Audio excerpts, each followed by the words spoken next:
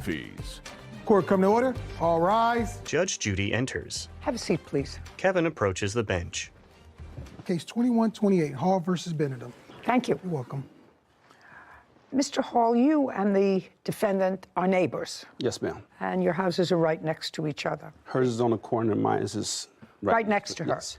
Got it. What your complaint is that I see where those two, the truck and the vehicle behind it, The trailer, yes, ma'am. the trailer, the property to the left of that is your house, Yes, ma'am. and the property to the right of that is the defendant's house. Yes, ma'am. And it is your claim that the defendant, in writing, agreed to sell you that little piece of property that looks like it's been carved out of her property. Yes, ma'am. Because you had a narrow driveway, you wanted to park these two vehicles. Yes, ma'am. Based upon that agreement, you went ahead and did some work on that piece of property. Yes, ma'am. You put down gravel, you planted flowers, all to make it look as if that piece of property was part of your house. Not so much to make it look like it's part of my house so I can get in it, because the agreement was that there was 3 pine trees there prior to her telling me that I can buy the property. No. The 3 trees that are there had nothing to do with this except that they were taken down. And were they taken down and the removal of the trees was paid for by you or by her? By both of us. By both. Okay. So you asked to have the trees removed, and you both paid to have the trees removed. Okay. Not only did you cut the trees down, but you took that property and made it look like yours. You say that there was an agreement in writing for her to sell you that piece of property. So I'd like Yes, to ma'am. see that agreement. Yes, ma'am. There's no agreement in writing. Don't say anything. The very top line. Just a second. Kevin hands a document to Judy, who reviews it. This is not a contract, sir, to sell land. I have a lot more. Shh. Not a contract to sell land. I see what she says to you. I am agreeing to sell you the property you are currently parked on for $1,000 plus costs. Let's get this in motion ASAP. And then she doesn't hear from you, and that's the 18th of May. And then she writes you again a little bit later, and she says her offer will expire at the end of today's business day, 5/19. And on 5/19, at 10 o'clock at night, you write to her, "Hey, Stacy, I've started working on things this morning. I have already been to the city of Akron, and once they are done and I get a surveyor and so on, I will keep you updated if that's okay. Last, everything is time sensitive, and I'm working as fast as I can to get the approvals. Just now seeing your texts." Right. Okay, The so next that's day. what you're relying on as a contract to purchase property. Well, the fact that she said that she would sell it to me, and I started all the motion like she said to do. I started all the motions, got the surveyor done, got the deeds done, I got everything done. All right, that was 5/19/2021. So show me what you did based on this and what you spent based on your belief that she had agreed to sell you the property and you had an agreement for sale, which is like a contract to sale of property. Most people know that when you sell a piece of property, you get a survey, you put it in the contract, you have a contract when the property is going to be transferred. That property would have to be surveyed because clearly you're carving a piece of property out of her property. I want to see what you did and what you spent, because if you spent money based on this, I may consider that as part of your lawsuit, because then it turned out she didn't want to sell you the property. By the way, I wouldn't sell him the property either. It makes your property look ridiculous. It does. We never agreed to sell the property. Okay. Did you write, "I am agreeing to sell you the property you are currently parked on for $1,000 plus costs"? Yes, I never agreed to sell the property until I told him he was no longer allowed to park there. It was never discussed. What is this? Depending on the stipulation that my mortgage company requires, which is an appraisal, they had to approve the selling of the property. All I'm interested in is this one line. The other ifs fall after that. It says, "I'm agreeing to sell you the property you are currently parked on for $1,000 plus costs." Yes. Okay, so you did that. Yes. I want to see the things that you started to do right after May 19th. You said, "I've already started working on things this morning." This is May 19th. "I've already been to the city of Akron." Yes. This is a receipt showing the $800 from the surveyor. Okay, may I see that, please? There's that one. This is a receipt from the attorney where I had the deed paperwork done. I'm looking for a date on this, sir. I'm looking for dates Here's on another- these you can things. look at this one too. Okay, June 15th. What is this? That's actually when I paid to have the 3 deeds made up. That's the $450 that I had to pay to the attorney for him to make the 3 deeds up. And everything Stacey had to do was sign them. And that was June 15th. That was not quite a month later.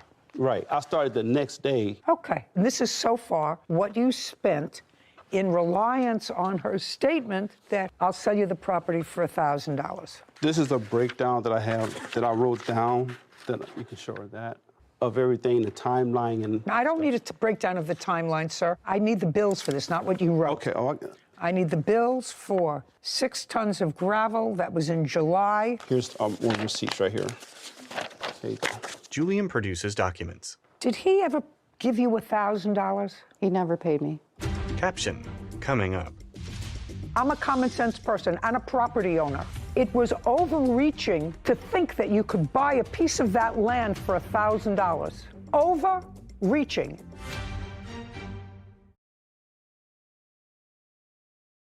A courthouse. The Judy Justice logo appears. In the courtroom, Julian and Stacey. Julian Hall claims his neighbor, Stacey Benedum, owes for building costs and attorney fees. Stacey is countersuing, claiming Julian was illegally parking on her property. Okay, so far all I have that you paid was $450 for the deeds, $800 for the survey, and gravel to be delivered. I got the gravel in there. I also have the concrete that I had laid, flowers and stuff that I put in. Did he pay part of having the tree stumps removed? We split the cost and the labor of removing the debris of the trees. No, ma'am, What? that's not true. Who wanted the trees removed? I never had a problem with the trees. I not like the true. trees. Don't speak.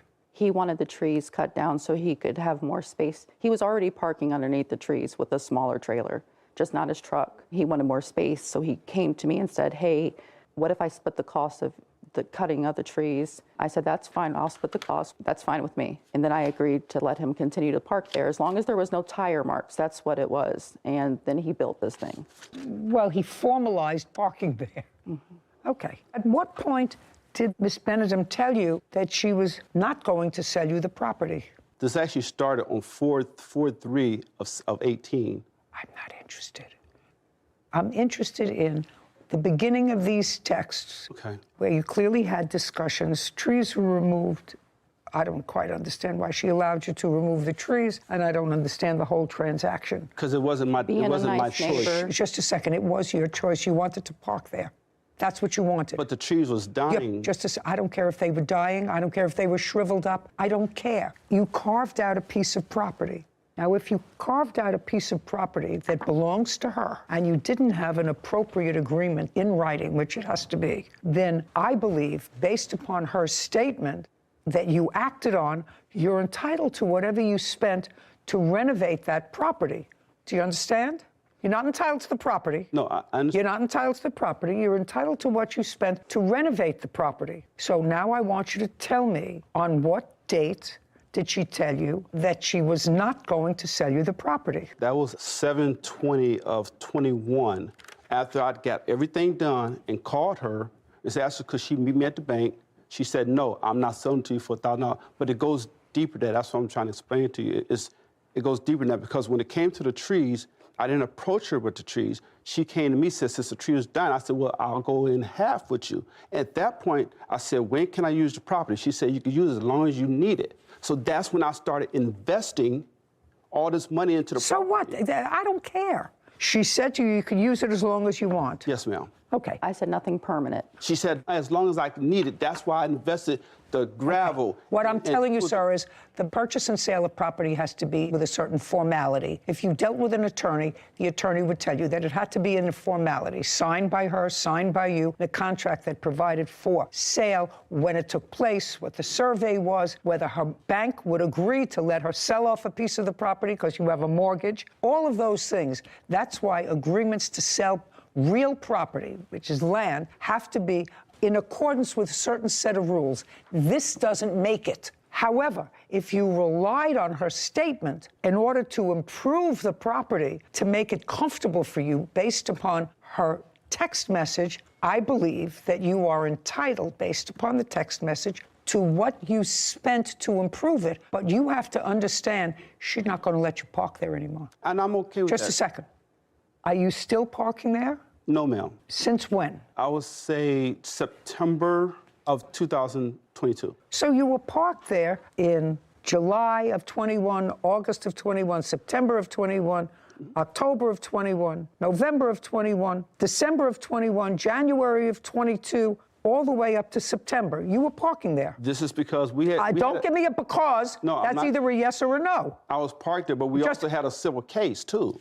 Which he dismissed 2 days We before. had a civil case. She called the police. He and called the police on me twice. Just the question was, when did she tell you she wasn't going to sell you the property? September, when she agreed not to meet me at the bank, that's when she told me she wasn't going to sell. Still, September of 2022? Yes, ma'am. I never knew we were meeting at a bank. Just a second. So I can do in better than that. September of 2022, she advised you. No, I'm sorry, it was August of 2021. Well, show me in August of 2021 that you told him you weren't selling him the property.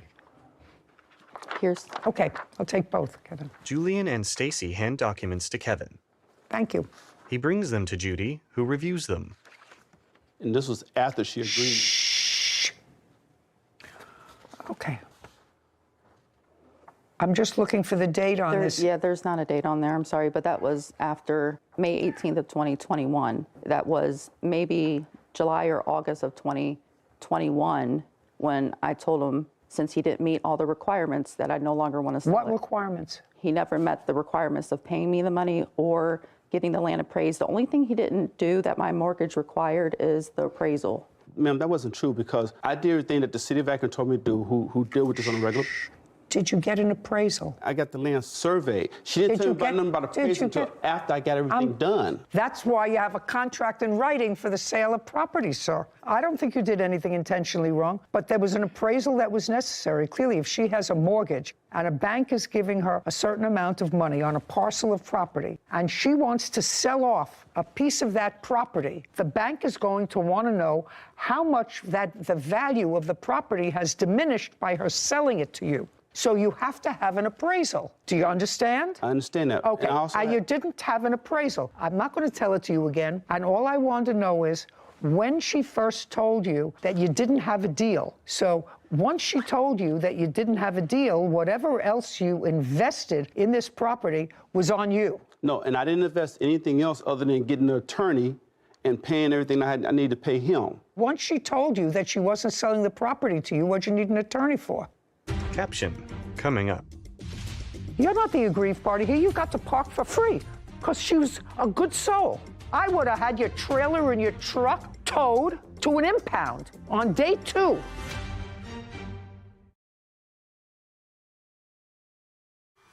A courthouse. The Judy Justice logo appears. In the courtroom, Julian and Stacy. Julian Hall has accused his neighbor, Stacy Benedum, of breaking their agreement.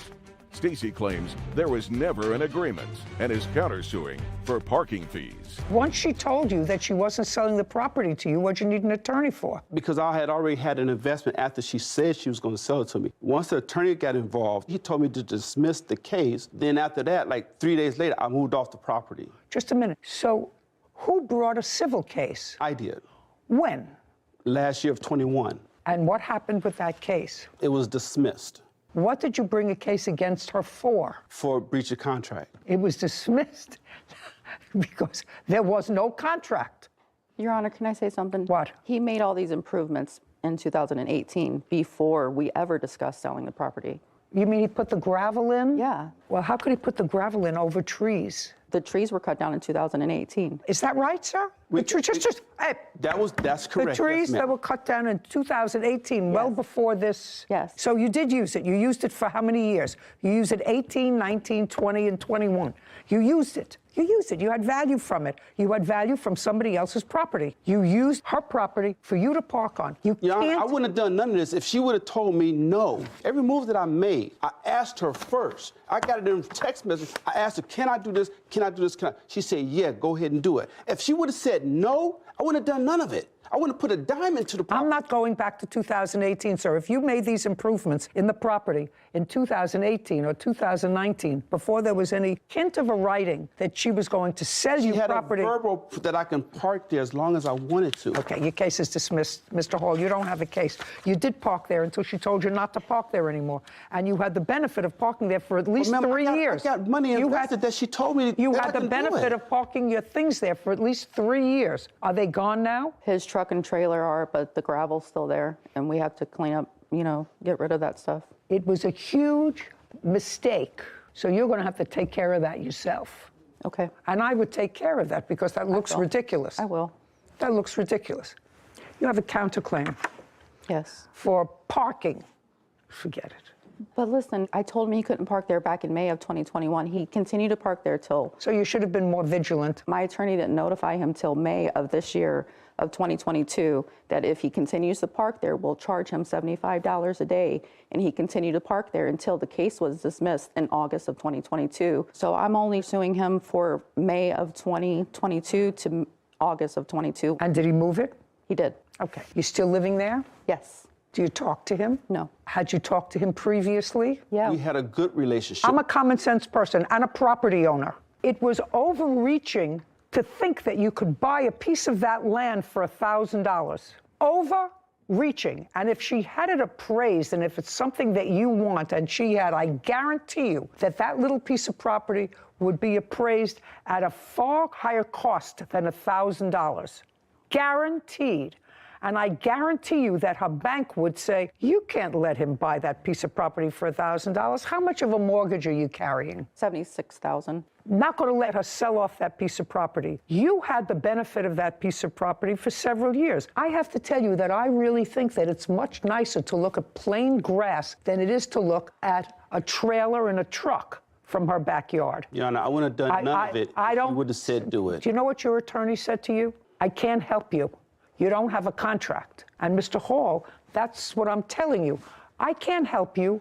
You don't have a contract. And from what I know now, this all started in 2018 before there was any discussion of buying the property that you can prove to me. Because the thing that you gave me was in 2021. I have to tell you, you never had a problem because she was a good neighbor.